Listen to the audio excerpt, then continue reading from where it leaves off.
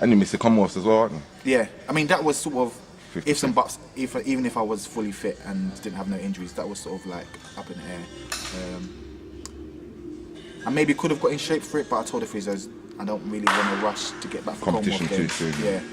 So I thought let me make sure everything's 100%. Go back out to Jamaica and then just get on with it and get ready for next. So when are you going back to Jamaica? In about a month's time. So where do you stay and how does it go? Who do you train with? What's the setup? I've been staying by myself. Stayed in the apartment by myself. Cooking for yourself? Cooking for myself, cleaning for myself. Good luck. So I've been doing that by myself. When I go back now, I'll be moving in with Jermaine Mason, my cousin. Okay. So I'll be living with him, which I think maybe make me a bit happier. Living by yourself is it's okay, but it gets a bit boring after a while. Big party lifestyle in Jamaica, SImeon. I know you like partying. Is it hard though? I mean, obviously with the chill, laid back, relaxed atmosphere, is it hard to not get involved and indulge in some of the extras? To be honest with you, my first year I went out there when I trained with MVP, Stephen Francis. I was there for about 2 months, 2.5 months, and I was out every weekend apart from one. Their party's a bit different because it's like an all-inclusive, so you pay your money, free food, free drink all night. And I think the British way of lifestyle is, you just keep drinking and drinking and drinking. So I'm going to be honest, the first year it was sort of... An adjustment. It was an adjustment holiday training. But I think I got in my best shape that year. That was when I came back that year. That was in my best shape I've ever been in. So it worked to an extent. To an extent, yeah. Obviously, if I didn't, maybe I could have been in better shape. But I was in my best shape coming back that year. But this time going back, obviously that won't. Your focus is. Yeah, last year, the year I went back last year, I think I partied maybe twice. Christmas, New Year's, on my birthday. But there wasn't even big nights like that. They were just warm and easy. Because obviously I was like, I've done my party in here. Now I'm out here to train. It wasn't new again. No, it was like the first year was like sort of a new experience, and I was just taking it all in. But the year just gone by, the winter just gone by, I was like, nah, I'm not gonna party. Let me just go out there, train, have my little enjoyment once in a while. And similar mindset when you get out again, when you get out there again this year. Yeah, I mean, I think I might come back. I might come back for Christmas and New Year's this year. I've missed it the last 2 years in England, so I might come back this year. But so yeah, I'm going back in again, hard again. And you're MVP, right? No, races. Races. Yeah, the first year I went back, I was with MVP, right. And then last year I was with races. So that's races. Usain Bolt. Yes. And the crew. Must be quite inspirational. Yeah, I mean they've had all the sprinters, barring one, have had actually a very, very good year this year. Yeah, that's right. So I mean, how do you mix it with those guys? Because obviously you're British, they're Jamaican. The trend would have it that you come last in any sprint. So is it not like that? Well, I didn't really get to do the sprint. I was more background work. Right, okay. It's normally you go in two, so I find another sprinter, a guy from Guadeloupe, who I was training with. So I didn't really get into it, but obviously I wasn't the fittest out of all of them. But going into it, I was maybe like fourth fastest out of the 6 sprinters they got. I think I'm about 6 now. Obviously I've had a year, and I think most of them are around PBs this year, so I've got a bit of a way to go, but being looking forward to that though, right? Yeah, I'm looking forward to it a lot. 2011, how's it go for you? I mean, obviously you got to get through the winter, and provided you do so fit, stay 100%. Yeah. How does it go? I mean, what are you looking to focus on? I mean, I wanted to come back for indoors. I spoke to Glenn Mills when he was over here. Spoke about I want to do indoors. At first he was like, no indoors for you.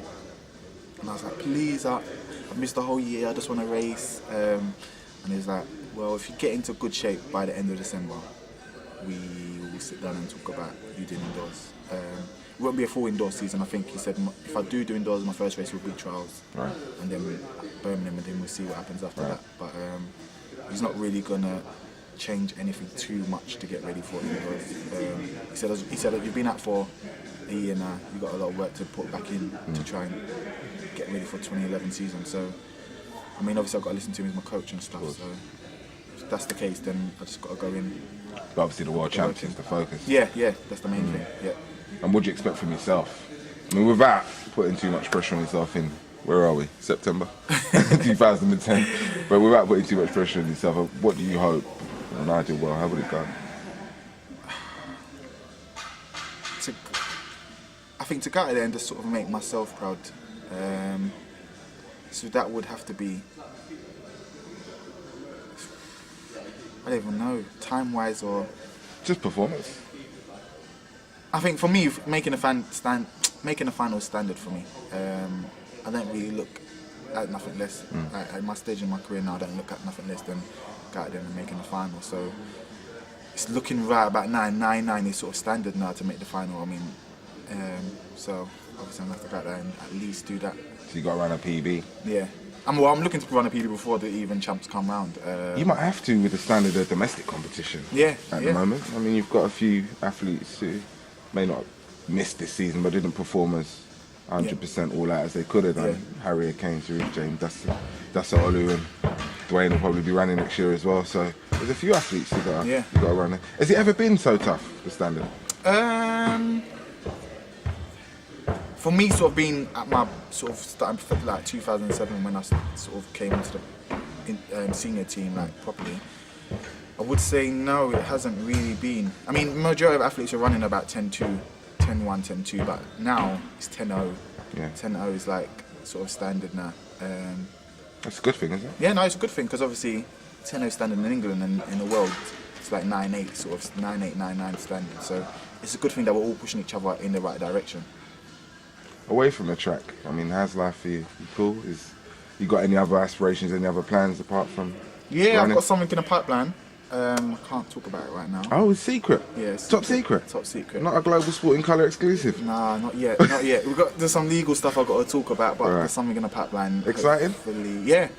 Okay. Very big Very big business prospect going on. Look forward to hearing about that. It will be a Global Sporting Colour exclusive, won't it? Yeah, when all the paperwork's done, then yeah, you'll be the first to hear about it. Okay, good luck. Cool. Good luck with that and everything on the track. Thanks so And I much. hope you get your PB, your 9-9. What do you think you can run? How fast can you go? Going on what I've done in the last couple of years, I mean, I ran 10.05 into like a minus 1.8. 10.03 into a 1.6, I think. Yeah, so that equals like 9.9 low at least. So hopefully, 9.9 low at least, but obviously, hopefully training and stuff and getting into the right shape, hopefully things will be better. What do you make of the Bolt sensation and his prediction that he'll run 9.4 one day? I mean, if he runs 9.4, he runs 9.4.